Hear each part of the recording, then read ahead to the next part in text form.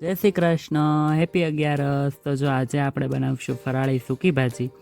ફરાળી સૂકી ભાજી બનાવવા માટે આપણે બટેટાને લઈ લીધા છે ને એકદમ મસ્ત પાણીથી એકદમ વોશ કરી નાખ્યા છે બટેટાને. આ બાજુ ગેસ ઉપર કુકર મૂકી દીધું છે, ગેસ શરૂ કરી દીધો આપણે. હવે આપણે આમાં એડ કરશું બટેટા એડ થઈ જાય એટલે હવે આમાં એડ કરશું આપણે પાણી. પછી આ બાજુ આપણે હવે તપેલી લઈ લઈશું, તપેલીમાં મૂકી દઈશું તેલ. ત્યાં સુધી કહી દઉં કે આજે છે નીમની 11. આજે કંઈક નીમ લેવાનો હોય તો તમે શું નીમ લીધો એ મને કહેજો. મેં તો કાંઈ નથી નીમ લીધો, કારણ કે આપણાથી કંઈ નીમ લેવાય નહીં. એક નીમ લીધો છે કે ખાવું પીવું રાજ કરવાનું. હવે જો તેલ આવી ગયું ને આ બાજુ આપણે જીરું નાખી દીધું છે આખું, અને હવે આપણે એમાં નાખી દઈશું, આ કેમ વાર લાગી, હવે આપણે નાખશું મીઠો લીમડો. જો મીઠો લીમડો નખાઈ દે એટલે આપણે એમાં હવે સાતળી નાખશું એકદમ મસ્ત.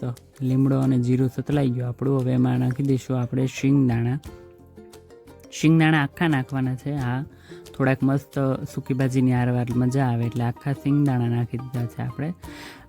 શિંગદાણા સતળાઈ જાય એટલે હવે આપણે એમાં નાખશું મરચીની પેસ્ટ.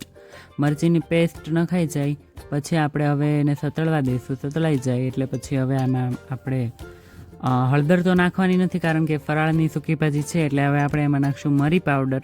મરી પાવડર નખાઈ જાય એટલે હવે આપણે નાખશું ગળપણ માટે ખાંડ.